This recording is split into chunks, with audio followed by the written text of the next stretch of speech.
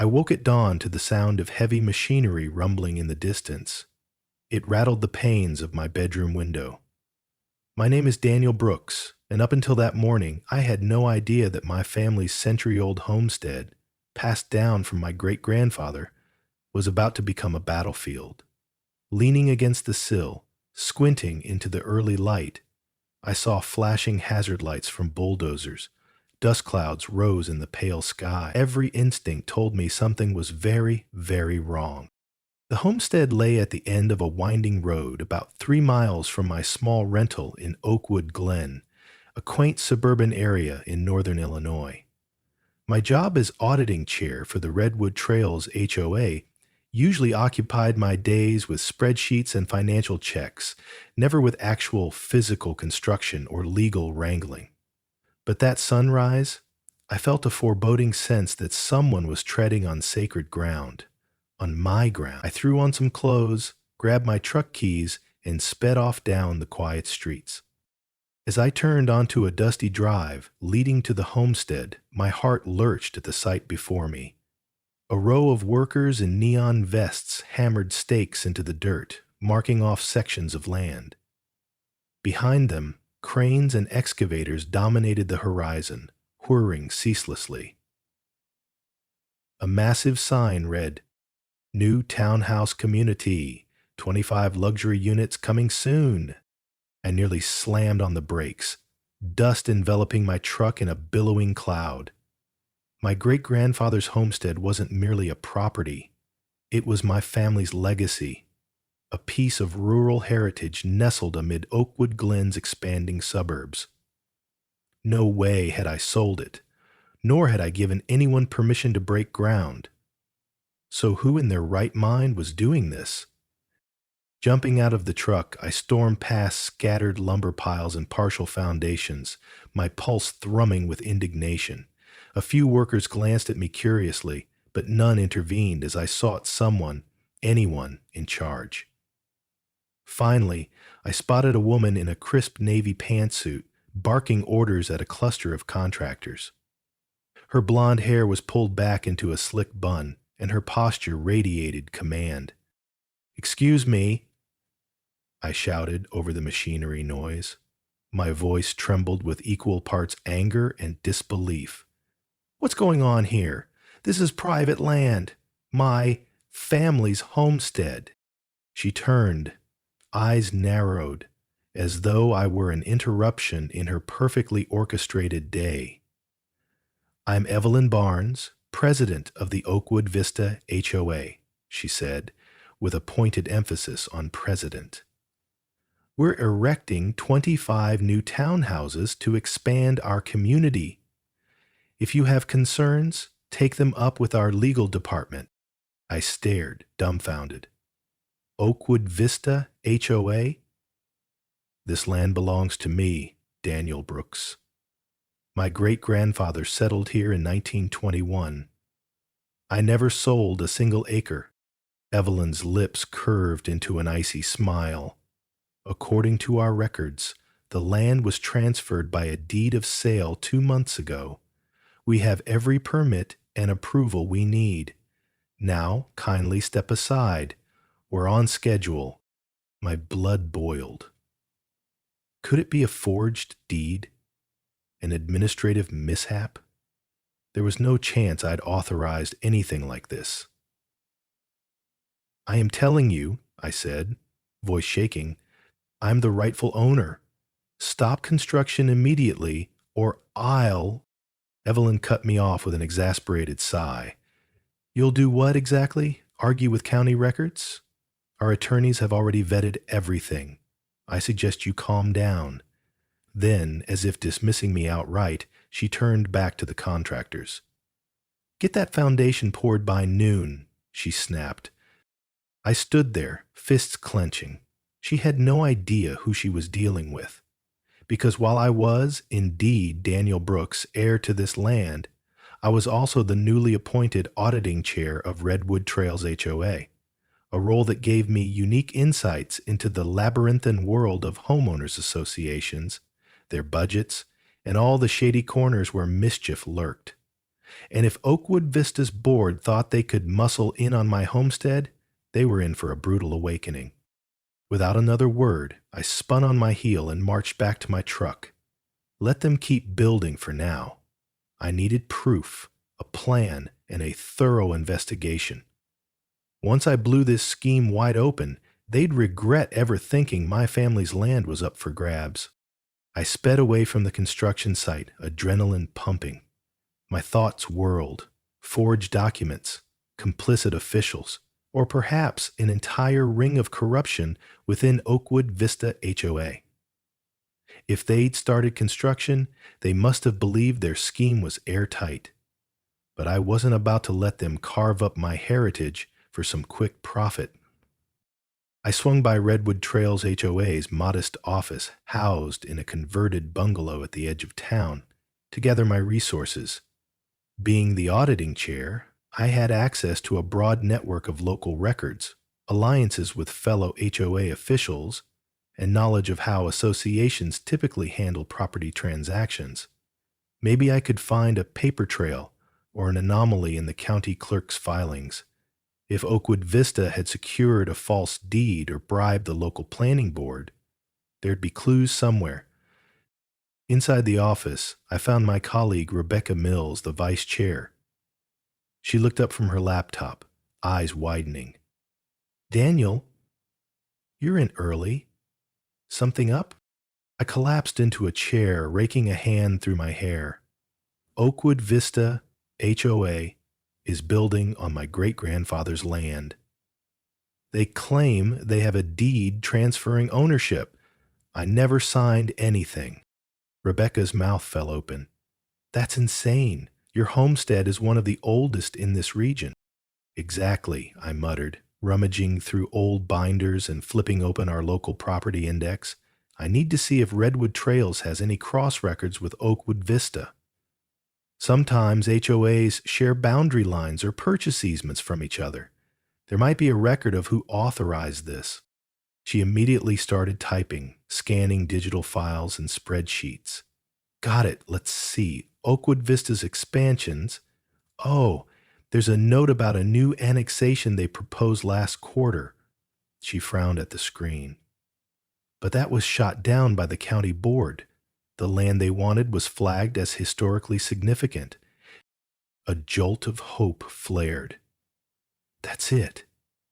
The homestead's likely protected by heritage status. So, how did they override that? Rebecca shook her head, baffled. "No idea. But I can poke around the clerk's database for suspicious activity," she typed furiously. "All right.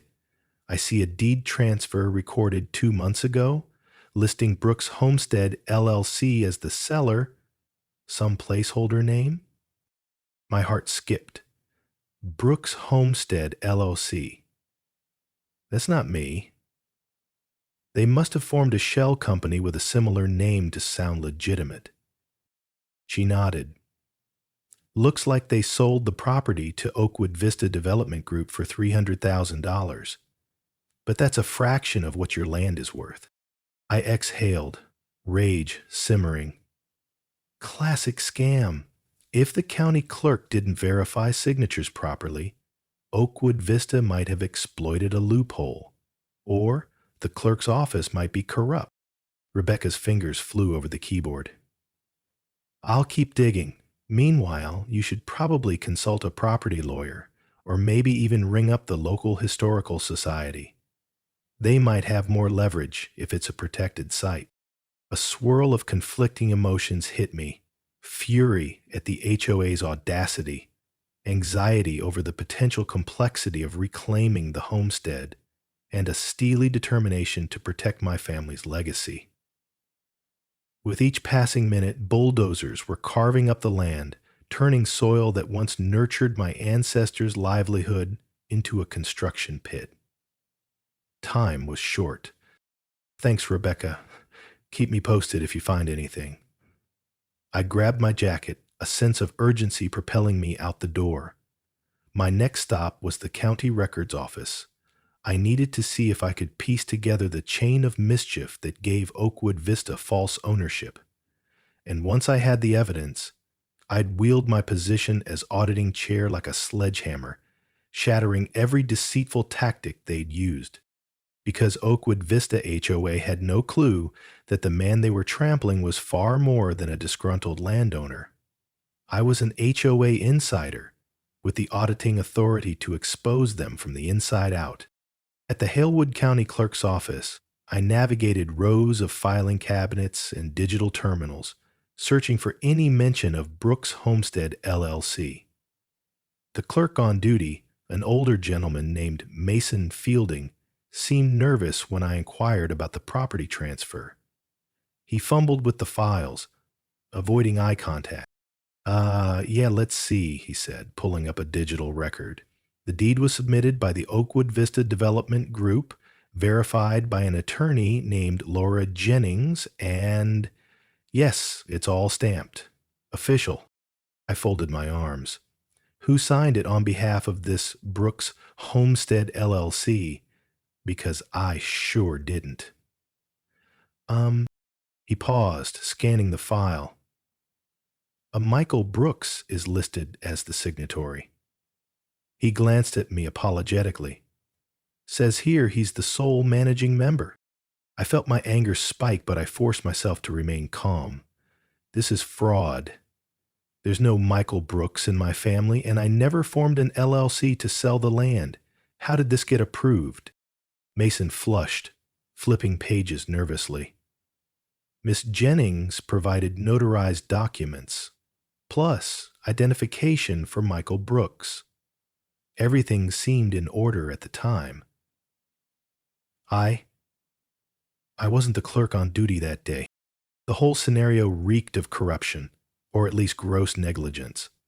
If someone had stolen my identity to create an LLC, forging signatures to sell my land, that was a serious crime, and it implied a network of accomplices, possibly Oakwood Vista's board, their attorney, or some unscrupulous real estate brokers. I took a deep breath. Is it possible to get a copy of all related paperwork, including IDs or any other forms they used? Mason wavered, glancing around. Technically, yes, under the Freedom of Information Act, but it might take a formal request. Fine, I muttered. I'll file one right now. He nodded, handing me the forms.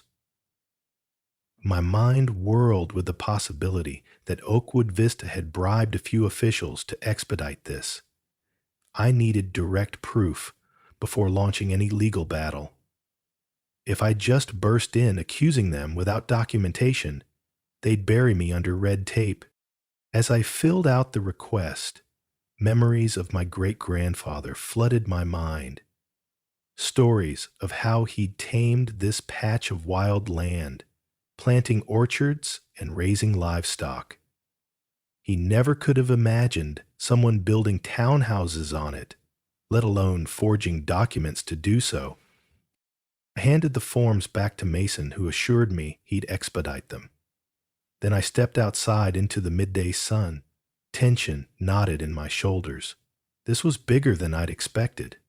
My next move would be crucial, because every minute lost meant more irreversible damage to the homestead. But I wasn't fighting alone. My position as auditing chair gave me reach. I'd network with local attorneys, the Historical Society, and even Redwood Trails' own board members who hated HOA corruption. Oakwood Vista would soon discover that messing with the Brooks homestead was the worst mistake they'd ever made. Late that afternoon, I returned to the Redwood Trails HOA office. Rebecca met me at the door, eyes bright with fresh intel. Daniel, I found a link between Oakwood Vista's treasurer and a shady real estate firm. Check this out. She guided me to her desk, displaying a web page. Leewood Brokerage, LLC, listing a certain Heather Morgan as partner. Heather Morgan was also Oakwood Vista's treasurer. Rebecca pointed to the screen. This firm has a reputation for flipping properties quickly, sometimes exploiting legal loopholes. If Heather Morgan has been funneling deals through her brokerage firm, it might explain how they got your land under false pretenses. She could have orchestrated the entire LLC scam. A spark of hope ignited in my chest. Yes, that's exactly the kind of lead we need. If we prove Heather's real estate connections facilitated fraud, Oakwood Vista can't deny involvement. We brainstormed an approach. Collect evidence. We'd gather records that show Heather's firm handled the supposed purchase of my homestead. Identify co-conspirators. Oakwood Vista's board might include others who profited from this illegal transfer. Leverage my auditing role. Redwood Trails, HOA, might not have direct authority over Oakwood Vista, but my auditing background could help me spot financial irregularities or suspicious transactions. Before I left, Rebecca laid a reassuring hand on my shoulder. You're not alone in this, Daniel. Redwood Trails stands behind you. Most of us hate seeing unscrupulous HOAs tarnish the entire concept of community associations. I mustered a grateful smile. Thank you. I'll do my best to ensure this doesn't just protect my land, but also sets an example. We can't let HOAs run amok. Driving home, exhaustion tugged at me, yet a fierce resolve burned in my core. My homestead, my great-grandfather's pride, had been stolen on paper and hammered into the ground by bulldozers. But I was no helpless bystander. I was armed with knowledge, allies, and a growing paper trail that would topple Evelyn Barnes's illusions. If Oakwood Vista thought they could hide behind legal walls, they were in for a rude awakening. Tossing my jacket onto the couch, I flicked on my desk lamp and opened my laptop, determined to cross-section every bit of intel I had. The setting sun cast a warm glow, but my mind was focused on the storm brewing. Tomorrow, I'd push even harder. Call in favors, consult a property attorney, rally my Redwood Trails colleagues, because a battle was coming, one that Oakwood Vista never foresaw, and they'd soon regret choosing the Brooks homestead as their latest conquest. Bright and early the next day, I decided to reconnoiter the construction site once more. Though it twisted my stomach to see more progress on the illicit townhouse development, I needed to observe the scope of the operation, collect real-time photos, and note any suspicious details. If this ended up in court, I wanted a thorough record of the damage. When I arrived, massive concrete slabs had already been poured. Rows of wooden frames jutted up in neat lines. The entire area buzzed with activity. Electric saws, nail guns, trucks delivering materials. A fresh sign boasted, Oakwood Vista Townhomes, starting at $400K. Reserve yours now. My chest tightened at the brazen advertisement. They were already trying to sell. The nerve!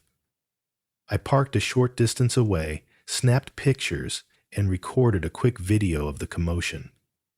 Part of me burned with rage at every chunk of overturned earth, recalling the orchard my great-grandfather once nurtured.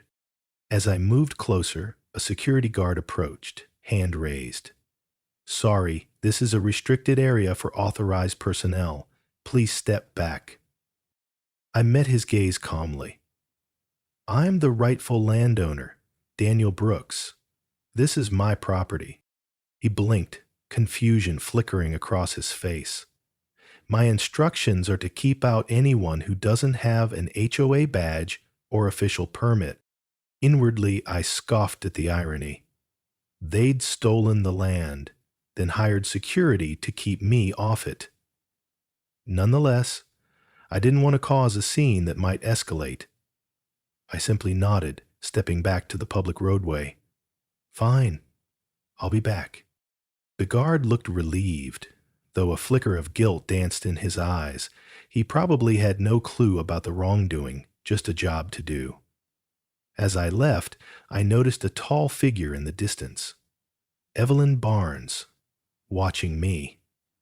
Our eyes locked for a moment, her expression impenetrable. Perhaps she expected me to yell or protest. Instead, I turned away, letting her wonder what I had up my sleeve. Because the reality was, I'd soon have all the ammunition I needed. County documents, Redwood Trails resources, and the hidden thread linking Heather Morgan's brokerage to the fraudulent sale. Once I tied these threads together, Oakwood Vista's carefully orchestrated project would collapse like a house of cards. I climbed into my truck, rolling the window down to let the midday breeze cool my heated cheeks. Soon, I vowed, they'll regret this beyond measure. Later that afternoon, I met with Joel Turner, a property attorney recommended by Rebecca.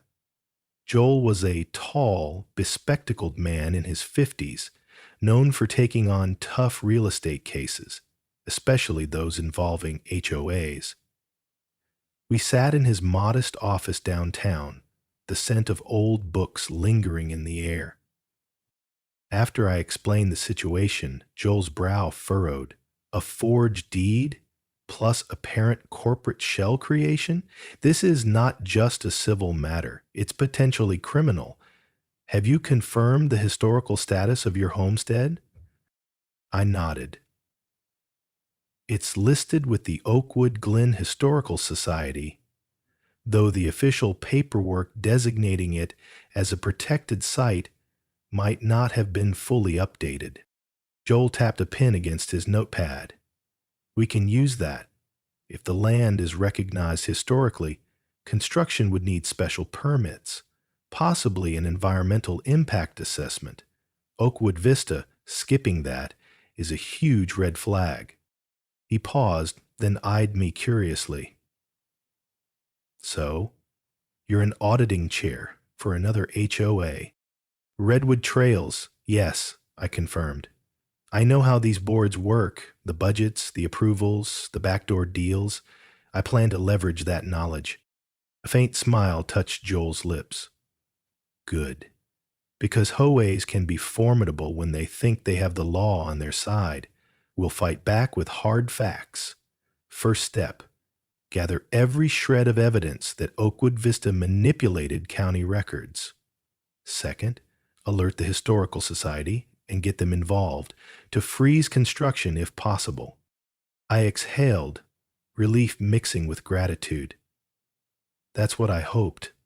I can't bear to watch them build one more foundation on my family's land. Joel's eyes softened.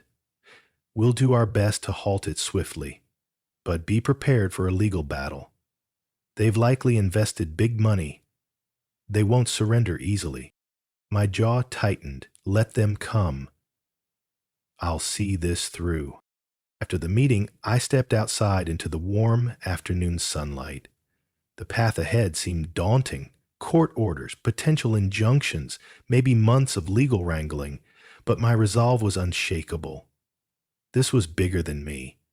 It was about honoring the spirit of my great-grandfather, protecting a piece of living history, and sending a message that no HOA should overstep the boundaries of law and ethics.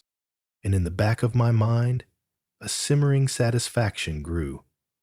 Because once I uncovered the financial chicanery fueling Oakwood Vista's scheme, I'd use my auditing prowess to expose every lie. Evelyn Barnes, Heather Morgan, and whoever else was complicit would face the consequences of their arrogance. Over the following days, I systematically reached out to neighbors, local activists, and members of the Oakwood Glen Historical Society. Many were shocked to learn that the homestead was under siege by a development project. Some had assumed the land was sold legitimately or that I'd given up on it. But once I explained the suspected fraud, they rallied behind me.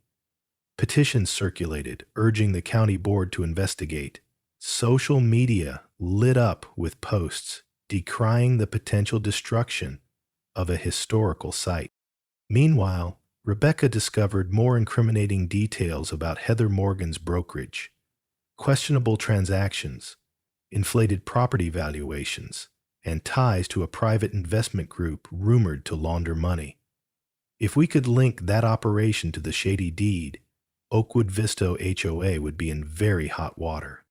One evening, as I was sifting through old photographs of the homestead, pictures of my grandfather standing by a tractor, black and white shots of the orchard in full bloom, I received a text from Gregory Johnson, a Redwood Trails board member who also happened to have a contact within Oakwood Vista. The text read, "Heard rumors Evelyn Barnes personally pushed the townhouse project. She's got a big investor behind her. Maybe check her finances or see if she's funneling." My pulse quickened. If Evelyn was misusing HOA funds to bankroll illegal developments, that was a severe offense, one I could swiftly expose with an audit-like approach. My position didn't grant me direct access to Oakwood Vista's books, but I knew the red flags to look for. If I could somehow get a peek into their financial statements, a single irregularity could blow the lid off the entire operation. But how to obtain that without crossing legal lines? Possibly, I could request a friendly chat with Evelyn under the guise of wanting to resolve the dispute, then subtly gather clues, or push for a formal inquiry if the county or the state level HOA authority got involved. In a swirl of determination, I set the old photos aside. My ancestors had weathered storms and hardships to preserve that land. Now it was my turn to defend it. And I had an arsenal of modern tools, lawsuits, audits, and public support to ensure Oakwood Vista's scheme crumbled before the foundation dried. The next week, armed with legal advice from Joel and moral support from neighbors, I decided to confront Evelyn directly at Oakwood Vista's monthly board meeting. It was held in a sleek community center overlooking a manicured lake, typical of high-end HOAs. I arrived early, dressed in business casual attire, a folder of documents clutched under my arm. I was aware they might bar me from speaking, but public comment segments usually allowed for some leeway. Inside, the board members sat on a raised dais, busily flipping through agendas. Residents of Oakwood Vista trickled in, taking seats. From the hushed conversations, I gleaned they were expecting updates on the townhouse project, likely a source of pride for them, oblivious to the scandal brewing. Sure enough, Evelyn soon took the microphone, smiling pleasantly as she welcomed everyone. She wore a tailored suit, her voice polished with the confidence of someone who believed she ran the show. After some routine HOA matters, landscaping budgets, pool maintenance, she shifted to the highlight.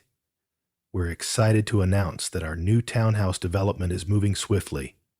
In just a few months, 25 luxury units will be available, further enhancing the prestige of Oakwood Vista. Applause rippled through the room.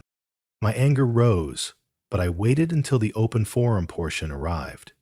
When Evelyn asked if there were any community concerns, I stood abruptly, stepping to the podium. A few board members exchanged curious glances. They clearly didn't recognize me. "Daniel Brooks," I said, voice steady. "I have a concern about the townhouses you're constructing. Specifically, that they're on my great-grandfather's homestead, which I never sold." A hush fell over the room. Evelyn's eyes flashed with annoyance. "We've addressed this privately, Mr. Brooks. As we've stated, our records confirm a legal deed of sale. If you have personal disputes, kindly contact our legal team." I held up a copy of a historical society document. "This homestead is protected. You never acquired proper permission. More so, there's evidence your deed might be forged. I urge the board and the community to halt construction until a thorough investigation is completed." A woman from the audience gasped softly. Another man frowned, whispering to his neighbor. Evelyn's composure flickered. We do not welcome baseless accusations here. The Oakwood Vista Board maintains the highest integrity. I fixed her with a cold stare. Then you'll have no problem proving it, right? Show us the finances, the real estate contracts, the chain of title. If all is legitimate, you have nothing to hide. She hesitated, clearly not expecting a public demand. That information is confidential to the board, she said stiffly. We do not divulge internal financial details to strangers. A few residents shifted uneasily. I leaned forward, speaking into the mic. I am Daniel Brooks, rightful owner of that land, and also an auditing chair for another HOA. I know how budgets and property funds should be accounted for. If you refuse to share even basic documentation, what are you hiding? Murmurs spread among the crowd. Some people eyed Evelyn warily. Others watched with rapt curiosity. Evelyn's face hardened and her voice chilled. This meeting is not the place for your theatrics, Mr. Brooks. We have followed every legal procedure. Kindly leave now, or security will escort you out.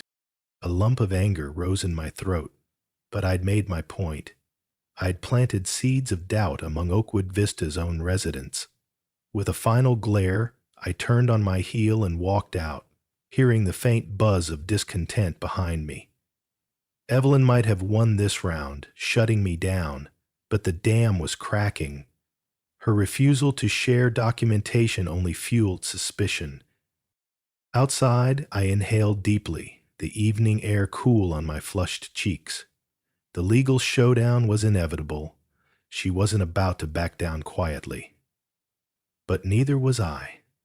And with the public now questioning her, I'd soon have the leverage to force disclosure and unearth the truth about this fraudulent land grab. Less than 2 weeks later, thanks to Joel's swift legal maneuvers, we secured a court hearing to file an emergency injunction against Oakwood Vista's construction. The day of the hearing, I stood outside the Halewood County Courthouse, heart pounding like a drum. This was it.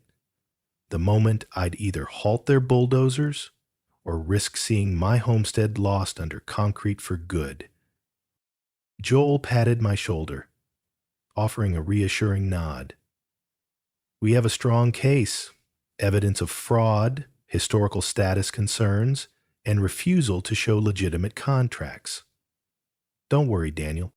Inside the courtroom, we faced off against Oakwood Vista's attorney, a stern woman in a sharp suit, flanked by Evelyn Barnes and Heather Morgan.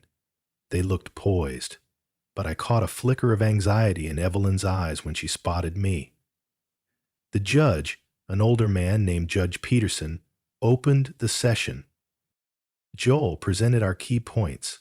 The homestead's rightful ownership under my name traced back generations. The suspicious deed from Brooks Homestead, LLC, with no verifiable connection to me. Evidence from the Historical Society showing the land needed special clearance. Oakwood Vista's refusal to disclose financial documents, and the shady background of Heather Morgan's brokerage. Then it was the defense's turn. Oakwood Vista's lawyer claimed the deed was legitimate, that they purchased the property in good faith, and that any issues were clerical errors. They tried to paint me as an opportunist, refusing a deal that had already closed. But the judge pressed them for details. Where's the original signature from Daniel Brooks? Why wasn't the Historical Society consulted? They stammered, offering vague excuses. At one point, Evelyn glared daggers at me. Heather Morgan sat stone-faced, clutching a stack of papers as though trying to will them into legitimacy. Joel pounced on every inconsistency, systematically unraveling their narrative. The tension was palpable. Spectators, local reporters, curious citizens watched with bated breath. Finally, Judge Peterson called for a brief recess. When he returned, his expression was grave. Based on the evidence presented, this court finds substantial grounds to suspect fraud. I hereby grant a temporary injunction. Oakwood Vista must cease all construction activities on the disputed land until a full investigation is concluded. Furthermore, I order a review of the deed's authenticity and the relevant financial transactions. A wave of relief cascaded through me.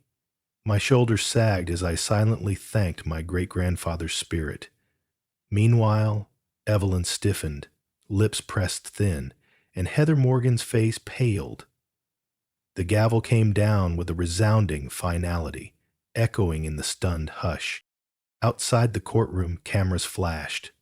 Joel gave a brief statement, emphasizing that we intended to protect historic property rights. I offered a measured comment. We trust the legal process to confirm that this land was stolen through improper means. I caught a glimpse of Evelyn in the hallway, seething quietly, her posture rigid with fury. She'd lost the first battle, but I doubted she'd concede defeat so easily. Still, at least for now, the bulldozers would go silent. My ancestors' homestead was safe, albeit temporarily. And with the court ordering a deeper investigation, the noose was tightening around Oakwood Vista's scheme.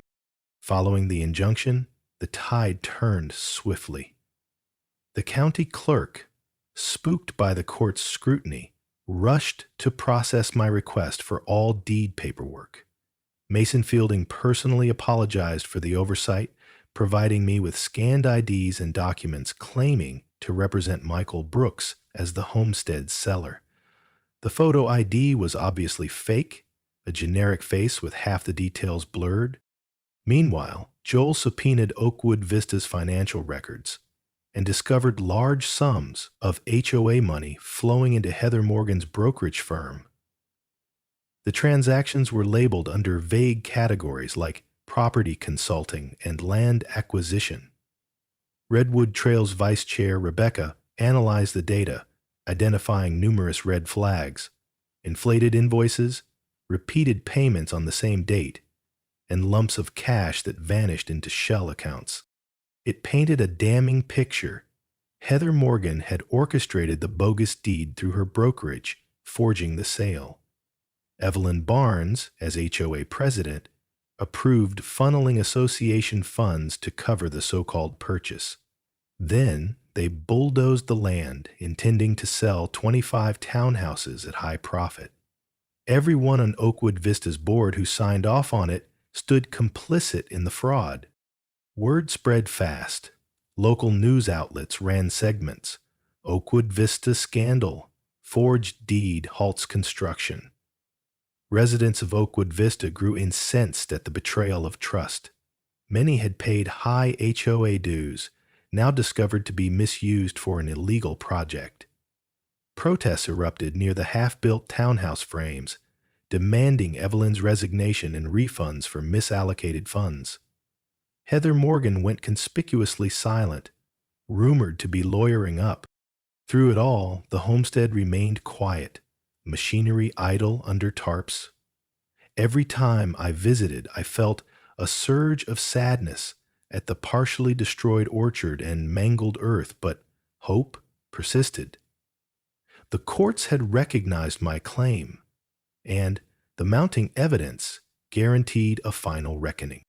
About a month after the injunction, Oakwood Vista scheduled a public emergency meeting, likely an attempt at damage control. Determined to see it through, I arrived early at their modern clubhouse. A throng of disgruntled homeowners stood outside, venting frustration about skyrocketing dues, the halted project, and tarnished community reputation. Inside, the atmosphere was charged. Evelyn Barnes, pale and tense, presided alongside a haggard-looking board. Heather Morgan was notably absent, rumored to be under investigation for fraud. Once the meeting started, a cacophony of voices demanded answers. Evelyn raised her hands, trying in vain to restore order. "Please, everyone," she pleaded, voice cracking. We're addressing the allegations as best we can. We were deceived by a third party." A chorus of jeers rose. A resident shouted, "We have evidence you pushed this deal, Evelyn. Our dues were funneled into that fake purchase." Another demanded her resignation on the spot. I stood, quietly letting them air their grievances, then cleared my throat. The room fell silent, some residents recognizing me. For those who don't know, I'm Daniel Brooks, the rightful owner of the homestead you attempted to develop. I have no personal vendetta against Oakwood Vista's homeowners, but your leadership lied, misused your funds, and tried to steal my land. Ellen stared at me with a mix of defiance and desperation. I didn't realize the deed was forged. We trusted Heather's firm." "That's convenient," I replied evenly. "Yet the money trail shows repeated transactions to her brokerage, transactions you signed. The courts see it differently." At that, half the room erupted in angry murmurs. Some demanded the board's immediate removal. Others yelled about filing class action suits. Evelyn's face crumpled, the pressure overwhelming her. A man in the front row turned to me. "We're sorry, Mr. Brooks. Most of us had no clue. We never wanted to harm your heritage." My chest tightened with empathy for these residents caught in the crossfire. "I understand," I said gently. "That's why I'm focused on the real culprits, the board members who conspired to defraud me. My lawyer will negotiate terms to ensure you're not all left with the bill." Relief flickered in some eyes. Evelyn Barnes, though, looked broken. "I'll resign," she whispered into the mic, tears welling. "I can't undo what happened, but I'll step down so the community can move forward." With that, she stood abruptly and exited, leaving the board in disarray. A stunned hush followed. I exhaled, tension easing from my shoulders. The downfall of Oakwood Vista's leadership was almost complete. Heather Morgan would likely face criminal charges. The townhouse project would be dismantled or forfeited to me, and my great-grandfather's homestead might, at last, be restored to its rightful state. In the ensuing months, the legal system delivered a series of blows to Oakwood Vista's unscrupulous board. Heather Morgan was indicted on charges of real estate fraud, money laundering, and document forgery. Evelyn Barnes, while avoiding prison, faced hefty fines and lawsuits from both the association and her own neighbors. A court officially invalidated the bogus deed, restoring full ownership of the homestead to me. They ordered the half-constructed townhouses to be torn down, with Oakwood Vista footing the bill. Their once proud HOA, tarnished by scandal, underwent a complete leadership overhaul. As for me, I felt a whirlwind of relief, sorrow, and triumph. Visiting the homestead, its orchard still scarred from bulldozers, brought bittersweet emotions. The weight of my great-grandfather's legacy pressed on my heart. But I took comfort in the knowledge that, thanks to the legal victory, I could begin repairing the land, maybe replanting orchards, preserving what was left of our heritage. One crisp autumn morning, I stood on the porch of the old farmhouse, dust motes swirling in a shaft of sunlight. I'd just come from a meeting with the Historical Society, who offered grants to restore the property. The vacant shells of the partially built townhouses, now stripped of their developers' illusions, loomed in the distance. Crews would soon demolish them entirely, allowing nature to reclaim the soil. My phone buzzed. It was Rebecca, calling to congratulate me. "Daniel, you did it," she said, voice bright with pride. "Oakwood Vista will never try something like this again. Word around the state is that HOAs everywhere are tightening their oversight thanks to your case." A smile touched my lips. I hope this sets a precedent that no matter how powerful an HOA thinks it is, it can't just seize property by faking paperwork and forging signatures. My great-grandfather's land is safe again. Before hanging up, I gazed over the fields, imagining how life might sprout anew from the battered soil. Crops, orchards, maybe even a small environmental education center for the community. The wrongdoing was done, but the future held promise. In the end, the HOA built 25 townhouses on my great-grandfather's homestead, only to discover I was their auditing chair, armed with the knowledge and authority to tear down their fraudulent empire. They instantly regretted underestimating me, and the law made them pay dearly for it. Peace settled over me, the autumn breeze carrying away the last echoes of conflict.